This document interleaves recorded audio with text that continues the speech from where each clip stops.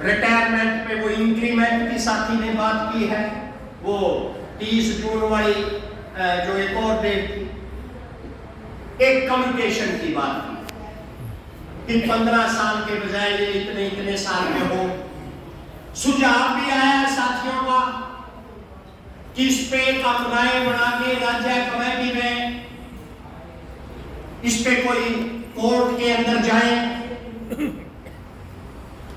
तो कोई तो राय नहीं। इस चुनाव के बाद जब भी राज्य कमेटी की मीटिंग होगी हम उसमें चर्चा कर लेंगे। लेकिन एक बात मैं आप साथियों को बताना चाहता हूं,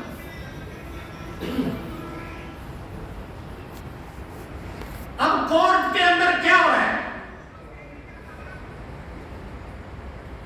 कुछ लोग गए 5, 10, 50, 100 कोर्ट में जाते हैं, उनके हक में फैसला हो जाता है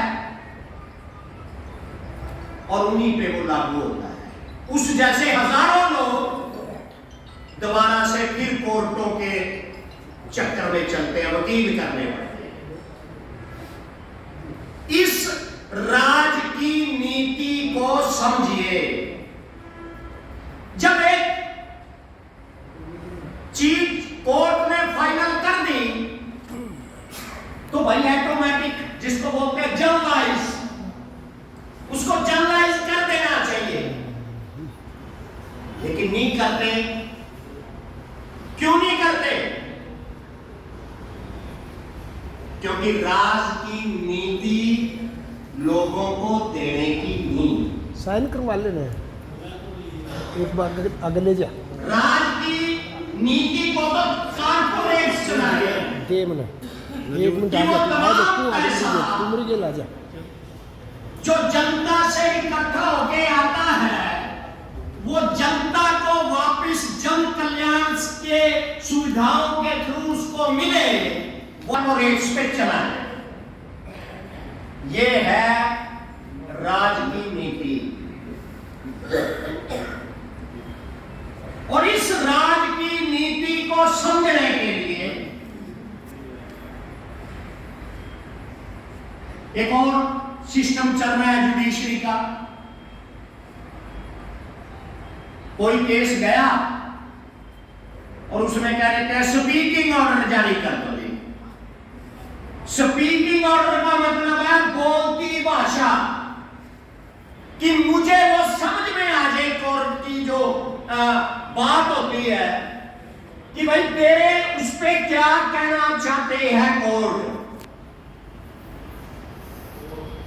पहले क्या करते थे, इसी नियम के तहत ये काम नहीं हो सकता। अब वो कोर्ट पे ये कह रही है स्पीकिंग ऑर्डर बोलती भाषा में जनता को, कर्मचारी को बताया जाए कि क्यों नहीं हो सकता। ये दिया नहीं जा रहा, लेकिन एक पूरा सिस्टमैटिकली काम चल रहा है। और आगे से आगे फिर वो लाख रुपया कर लो जी, 2 लाख कर लो जी, और इकट्ठे कर लो जी। तो ये काफी गंभीर सवाल है कोर्ट केस का, इस पे राज्य कमेटी में चर्चा करें। तीसरा जो मैं कह रहा हूं, अब इस राज की नीति को समझने के लिए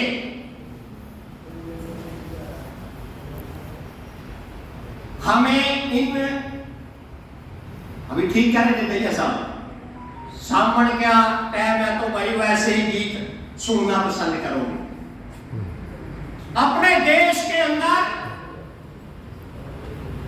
6 राष्ट्रीय दल है, देश के अंदर मान्यता प्राप्त है जिनको, कांग्रेस, आम आदमी party, Bahujan Samaj party, CPIM, BJP बिठा दे, और एक सदमा साहब की पार्टी है, उसका मैं नाम भूल रहा हूं।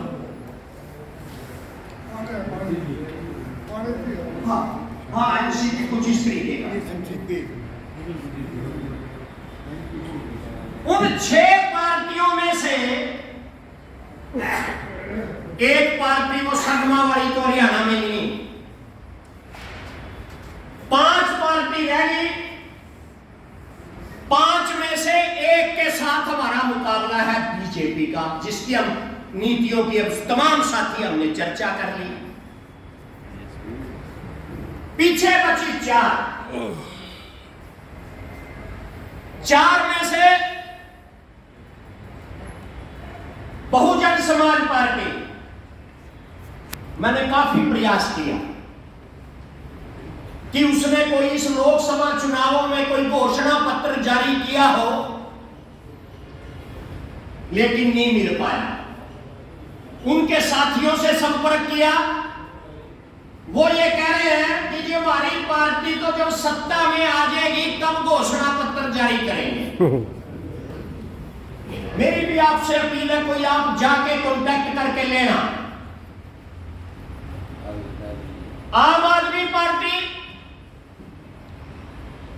कुरुक्षेत्र में भी मैंने कांटेक्ट किया सर्व कर्मचारी संघ के प्रधान से कि वहां क्योंकि उम्मीदवार लग रहा है, कोई घोषणा पत्र होगा, लेकिन यह जानकारी मिली कि जी कुछ गारंटियां बोली है, जैसे मोदी की गारंटियां, वैसे कुछ आम आदमी पार्टी ने भी गारंटियां की। हाँ, 10 गारंटी जो है। अब पीछे बच गई 3। कांग्रेस ने न्याय पत्र के नाम से अपना घोषणा पत्र जारी किया, उनकी वेबसाइट पे उपलब्ध है। बीजेपी ने संकल्प पत्र के नाम से, मोदी की गारंटियों के नाम से अपना घोषणा पत्र जारी किया है। सीपीआईएम ने